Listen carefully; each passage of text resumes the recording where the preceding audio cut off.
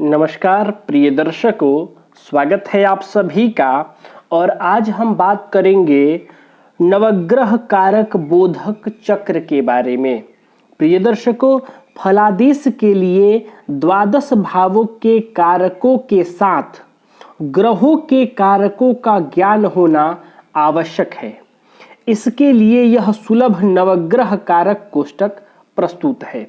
प्रिय दर्शकों, पिछले क्लास में हम उन लोगों ने द्वादश भाव कारक बोधक चक्र के बारे में पढ़ा, यानी 12 भावों से कौन कौन सा महत्वपूर्ण प्रश्न हमारे जीवन का विचारणीय है, यानी हमारे जीवन में जो महत्वपूर्ण प्रश्न हैं जिसे हम जानना चाहते हैं वो तमाम प्रश्न किस भाव से देखा जाएगा, हमने यह समझ लिया।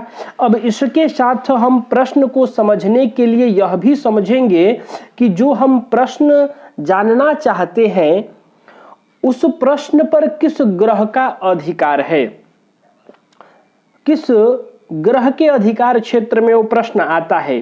क्योंकि जो प्रश्न जिस ग्रह के अधिकार क्षेत्र में आएगा वही ग्रह उस फल की प्राप्ति करा सकता है। जैसे कि मान लीजिए मैं आपको उदाहरण से समझाऊं तो एक मैथ का टीचर ही आपको मैथ पढ़ाएगा, एक साइंस का टीचर आपको साइंस पढ़ाएगा। आप अगर मेरे से पूछे तो मैं ज्योतिष जानता हूं तो मैं आपको ज्योतिष अच्छी तरह से पढ़ा दूंगा। इसका मतलब है कि जो जिस विषय का स्पेशलिस्ट हो उसके पास से ही वह विषय प्राप्त हो सकता है, वह ज्ञान प्राप्त हो सकता है, वह जानकारी प्राप्त हो सकता है। जिस चीज के लिए किसी को नियुक्त किया गया हो या जिस चीज पर जिसका अधिकार हो वहीं से वस्तुएं वह चीज प्राप्त हो सकती है। तो इस नवग्रहों के पास भी कुछ डिपार्टमेंट है या कुछ ऐसे चीज हैं जिन पर उस किसी एक पर्टिकुलर ग्रह का अधिकार है। आज हम वह समझेंगे कि नवग्रहों के पास कौन कौन से वस्तुओं पर इन ग्रहों का अधिकार है, जिसको कारक भी कहा जाता है। यानी कहा जाता है कि किन वस्तुओं का कारक कौन सा ग्रह है, यानी सूर्य का अधिकार क्षेत्र किन किन वस्तुओं पर है, किन किन चीजों पर है, शुक्र का किस पर है, बुध का किस पर है। नवग्रहों के बारे में समझेंगे।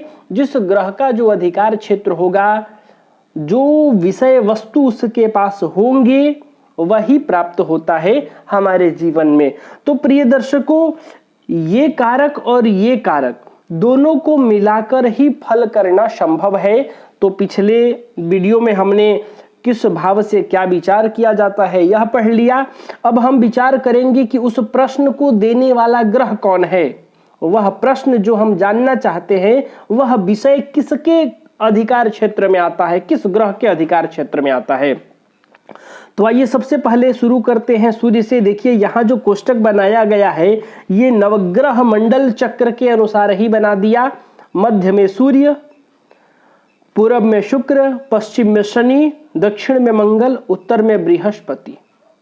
चंद्र यहाँ आते हैं मंडल चक्र में, राहु यहाँ, केतु यहाँ, बुध यहाँ। तो यहाँ ये क्रम से नहीं दिया तो हम भी मंडल चक्र के अनुसार ही चलते हैं। सबसे पहले बात करते हैं सूर्य ग्रह के बारे में। और इस कोष्टक में यह भी दिया है कि ग्रह किस राशि का स्वामी है और किस राशि में उच्च का होता है। यानी स्वामित्व और उच्च राशि के साथ हम कारकत्व के बारे में समझेंगे। सूर्य आत्मा का कारक है, शक्ति का कारक है, बल का कारक है, प्रभाव का कारक है, धैर्य का कारक है, राजाश्रय का कारक है और सूर्य पिता का कारक है। यानी पिता का सीधा संबंध सूर्य से है।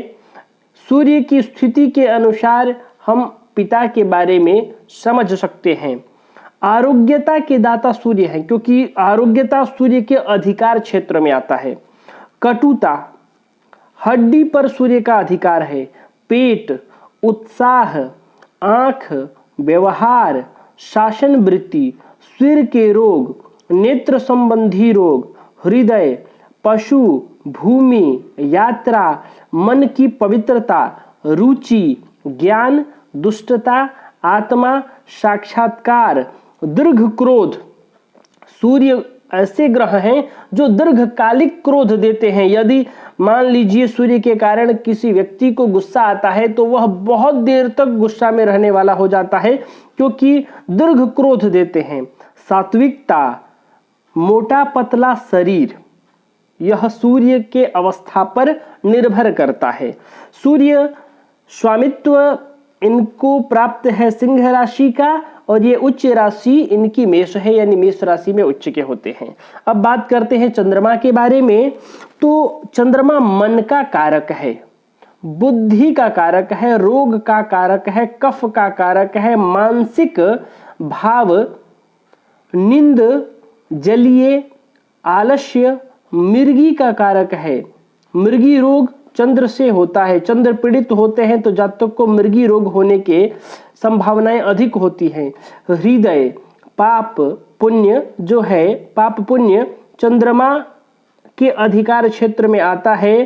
पाप पुण्य का विवेचन, वर्णन, समझ जातक को चंद्र से प्राप्त होता है। शीत संबंधी विकार, मुख की कांति, गौरी की भक्ति, कृपा, हंसी मजाक की प्रवृत्ति, सिद्धता, कंधा, विद्वता, पदार्थ, यात्रा, माता का कारक है चंद्रमा।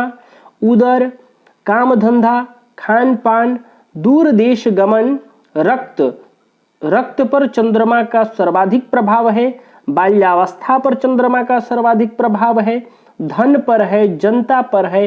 हानि, प्लीहा आदि रोग जो होते हैं वो चंद्र से प्रभावित रोग हैं। चंद्रमा को स्वामित्व प्राप्त है कर्क राशि का, और ये वृषभ राशि में उच्च के होते हैं।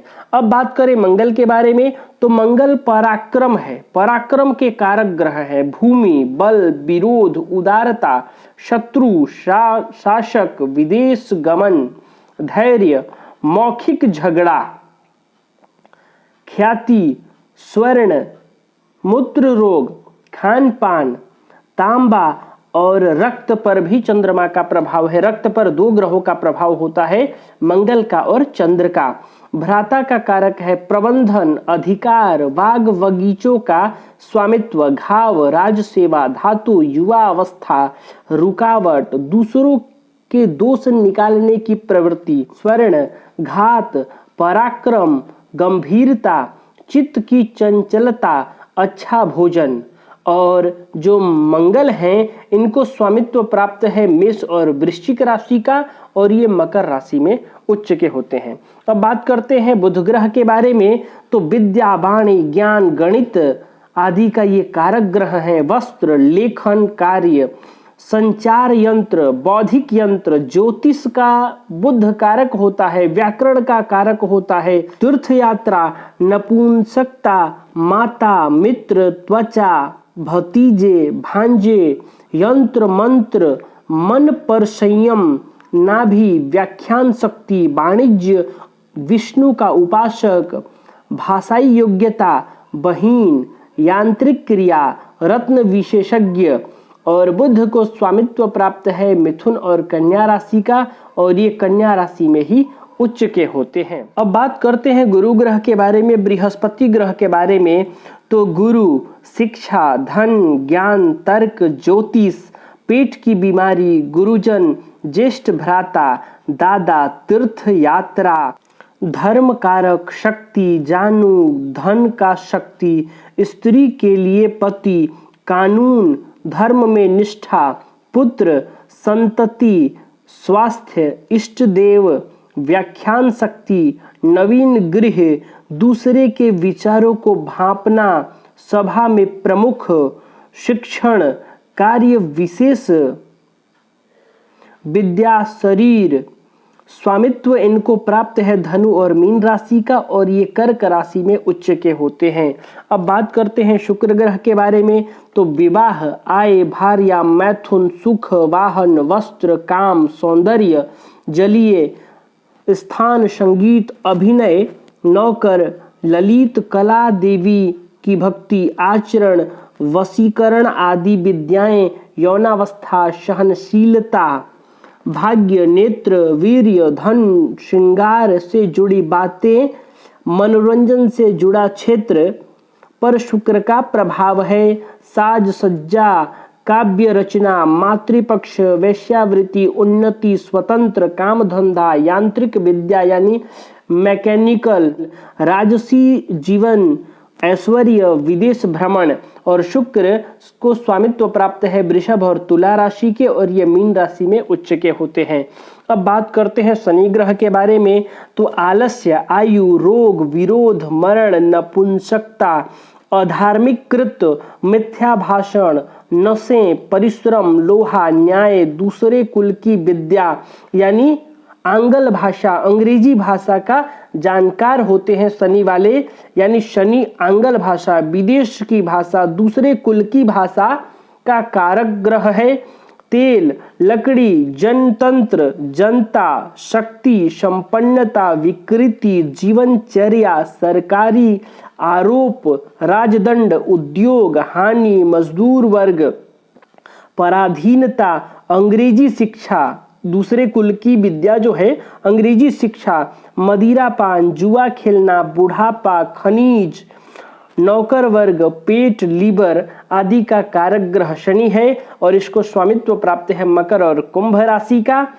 तुला राशि में ये उच्च का होता है। अब बात करते हैं राहु ग्रह के बारे में। तो ये राज्य, संग्रह, अधार्मिक कृत्य, प्रदेश गमन, झूठ, भ्रम, नीचों का संग, विषम स्थानों में भ्रमण, वाहन, नाना, दुर्गा उपासना, आकस्मिक होने वाली बातें, कठोर भाषण, पृथकता, भूत बाधा, अरुचि, अंग्रेजी शिक्षा, देशाटन, वैराग्य, भ्रष्टता, दादा और बगीचा आदि का कारक ग्रह है।